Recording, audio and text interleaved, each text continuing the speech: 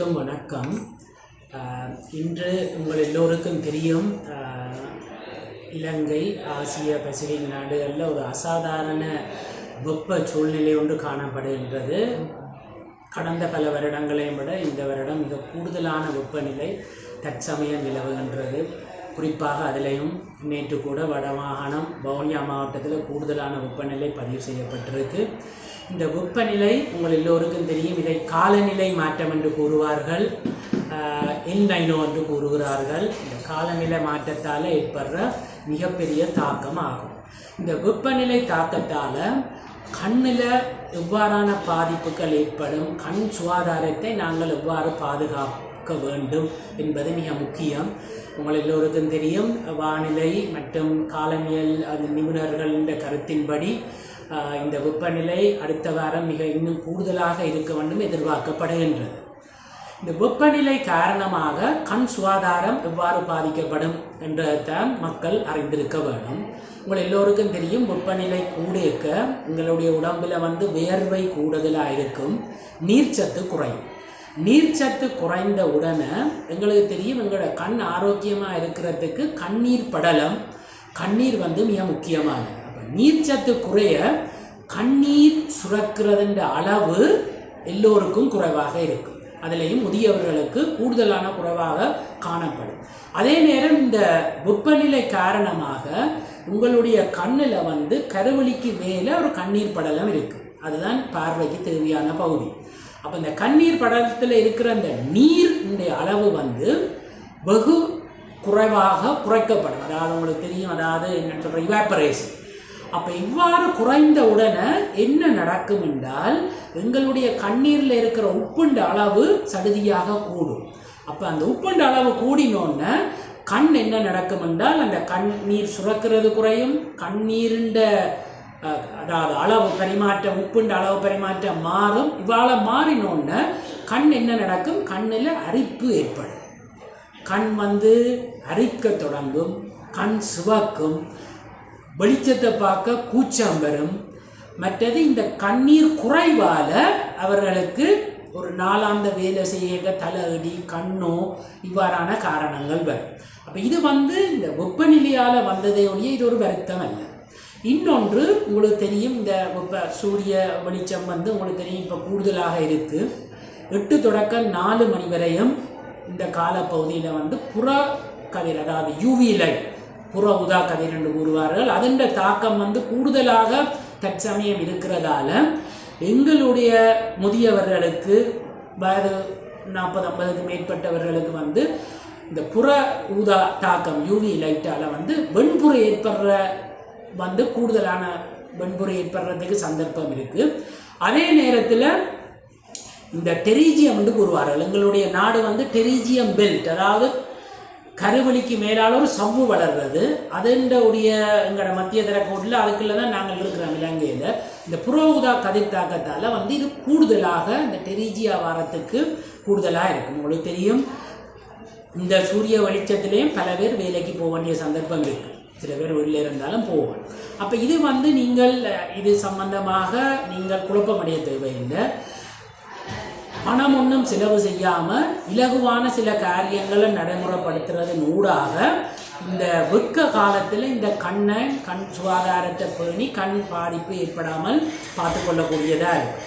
பொதுவாக எல்லாருக்கும் தெரிஞ்சது 2 விஷயம் தெரிஞ்சிருக்கும். அனாவசியமாக இந்த சூரிய வெளிச்ச நேரத்தில் அனாவசியமாக சூரிய வெளிச்சத்தில் தெரிகிறத இல்லாமல் பண்ணுவோம். அதாவது 8 தொடக்கம் 4 மணி வரையும் அவசியமானவர்கள் மட்டும் நடமாட வேணுமே ஒழிய இந்த மற்றாக்கள் நடமாட்டத்தை மேலே குறைத்து வைக்கிறது நல்ல. அதே நேரம் அப்படி நடமாட வேண்டிய ஆட்கள் எல்லோருக்கும் ஒரு வசதி இருக்குது. இந்த தொப்பி போட்டிருக்கோம். கூடுதலாக விவசாயம் செய்கிறவர்கள், வாகனங்கள் ஓட்டுறாக்கள், அப்படி கனவேர் இருக்கணும். அவர்கள் எல்லோரும் அந்த தொப்பி அணிகிறது அது காசு உறவு. அந்த தொப்பியை எல்லாரும் அணிஞ்சு கொள்ளலாம்.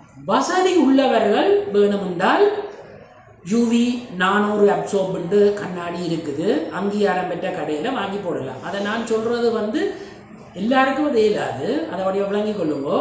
ஏழுமானவர்கள் அதை வாங்கி போடலாம்.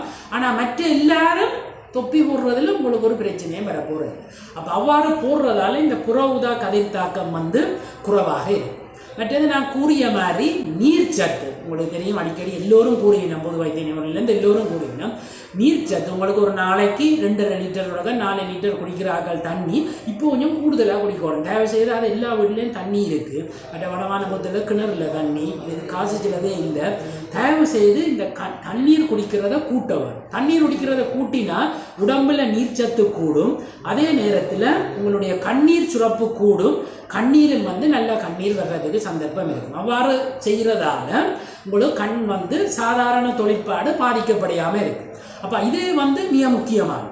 அதே நேரம் உங்களுக்கு தெரியும், வியர்வை சுரக்கிறதால இந்த உப்பு இந்த அளவு கூடுதலாக போடுறதால கூடுதலாக உப்பு கொஞ்சம் சேர்த்து தேசிக்காய குடிக்கிறது, அப்படி அதுகளும் ஒரு நல்ல பழக்கமாக இருக்க வேண்டும்.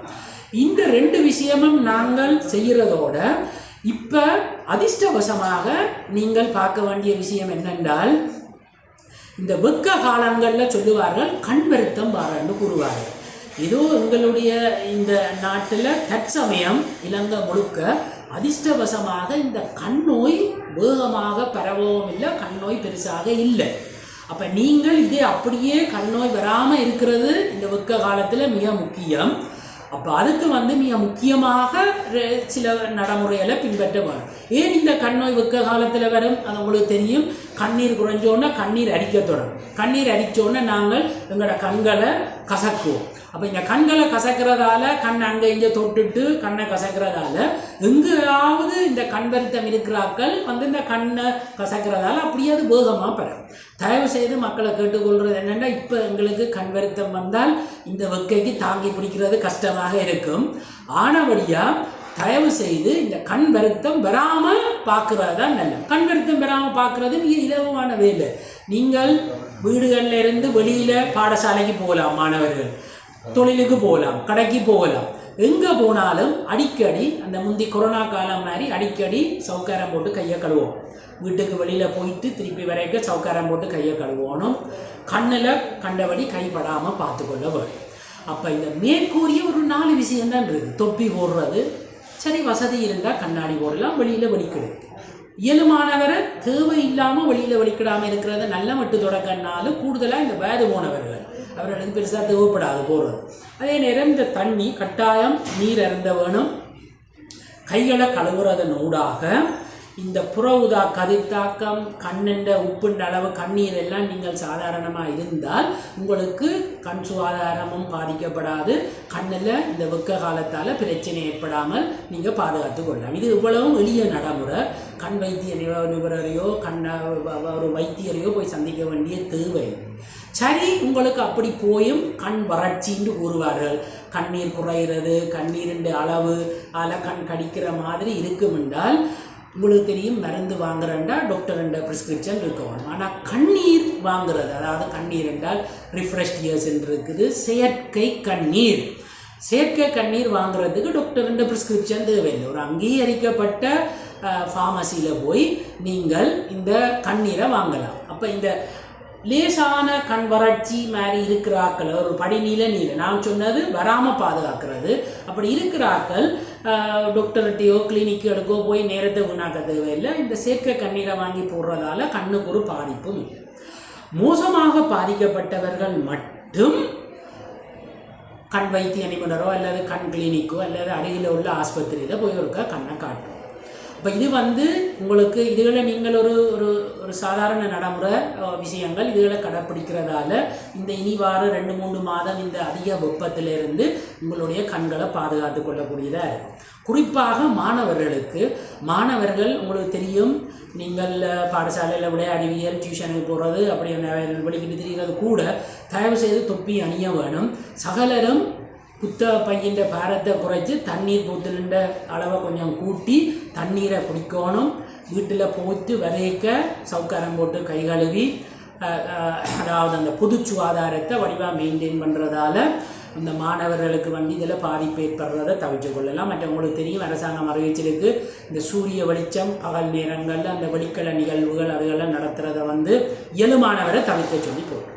அதே நேரம் உங்களுக்கு தெரியும் முதியவர்கள் வந்து உடனடியாக அந்த உடம்பு வறட்சி அடைகிற சந்தர்ப்பம் கூட அவர்களுக்கு தண்ணி மற்றாக்கள் மாதிரி குடிக்கிறது கொஞ்சம் கஷ்டமாகவும் இருக்கும். அவர்கள் இயலுமானவரை தேவை இல்லாமல் இந்த 8 தொடக்கம் 4 மணி வரைக்கும் நடமாடாமல், தேவைக்கு நடமாடும் பொழுது மிகவும் அவதானமாக ஒரு தொப்பியை அணிந்து, அல்லது வாங்கக்கூடியவர்கள் அந்த கண்ணாடி UV அப்சர்வர் 400 கண்ணாடி அங்கீகரிக்கப்பட்ட இடங்கள் எடுக்கணும், எடுத்து பாவிக்கலாம். மற்றது இயலுமானவரை தண்ணி குடிக்க சில பேர் சொல்லிங்கன்னா தண்ணி தனியாக குடிக்கவும் அடிக்கிற மாதிரி இருக்குன்னா அதுக்குள்ள சொல்லிட்டு ஒரு புளியோ இல்லை ஒரு சின்ன உப்பை போட்டு குடிக்கக்கூடிய அது நல்லது உடம்பு. அப்போ இவ்வளவுத்தையும் நீங்கள் கடைப்பிடிக்கணும்னு சொல்கிறது ஏன் நான் இதை சொல்ல வேண்டி இருக்குதுன்னா, இப்போ சடுதியாக எங்களோட கிளினிக்குகளில் கண்வர்த்தன் சம்பந்தமாக உங்களுக்கு தெரியும் நூற்றுக்கணக்கானவர்கள் வந்து போவார்கள் வடமானம் முழுக்க. அதே நேரத்தில் இந்த வெப்பநிலையால் ஏற்படுற அசாதாரண சூழ்நிலையில் கணவர் வரையணும். அப்போ அவை வர்றதும் வெயிலில் வந்து அனாவசியமாக கிளினிக்கில் இருந்து போக வேண்டியது. அப்போ இது ஒரு வருத்தம் இல்லை. இது எல்லாம் வராமல் இருக்கிறதுக்காண்டி தான் நான் கூறுறது, தயவு செய்து தொப்பி அணியோனும் வெளியில் போயிருக்க இயலுமானவர்கள் கண்ணாடி போடலாம். அப்போ கண் கூசாது. இயலுமானவரை தண்ணி குடிக்க வேணும். கண்களை சவுக்காரம் போட்டு கழுவி கைகளை குளித்து அனாவசியமாக கண்ணில் கைவிடாமல் இருந்தால் இந்த புற ஊதா இந்த வெப்பநிலையிலிருந்து எங்களோட கண்களை இலவாக பாதுகாத்து கொள்ளலாம். தேவையில்லாமல் நாங்கள் கணக்கை யோசிக்க தேவையில்லை. 90% இந்த வெப்பநிலை சார்பான பிரச்சனைகளுக்கு ஆஸ்பத்திரிக்கு போக தேவையில்லை. அப்படி சில ஒரு அதாவது ஒரு குறைந்த அளவில் இருக்கோம்னா நான் சொன்ன மாதிரி சேர்க்க கண்ணீரை வாங்கி பாவிக்கலாம். ஒரு வீதம் 2 வீதமான ஆட்கள் இந்த நடைமுறையை சரியாக பின்பற்றாட்டி அவர்களுக்கு அந்த கண்ணரிப்பு கூடி கண்ணெல்லாம் சிவந்தால் மட்டும் நீங்கள் கிளினிக்குகளில் காட்டினா நாங்கள் அதுக்கான சிகிச்சையை வழங்குவோம். இதால் கண்ணில் பாதிப்பு வராது. நான் பல இடங்களில் பார்த்தேன்னா இந்த வெப்பநிலையால் கண் மிக மோசமாக பாதிக்கிற மாதிரி சமூக ஊடகங்களில் சில கருத்துகள் இருந்தது. நான் அது சம்பந்தமாக சுகாதார அமைச்சுக்கும் எங்களுடைய கொலிஜ உத்தல் மொழிச்சின் அனுப்பி நான் அவ்வாறான செய்திகள் போடுறதாக மக்கள் பயந்துருவின வந்து நீங்கள் இதை பயப்பட தேவையில்லை. இந்த நான் சொன்ன அறிவுரைகளை பின்பற்றுறதால நாங்கள் வடிவாக கண்களை பாதுகாத்து கொள்ளக்கூடியதாக இருக்கும்.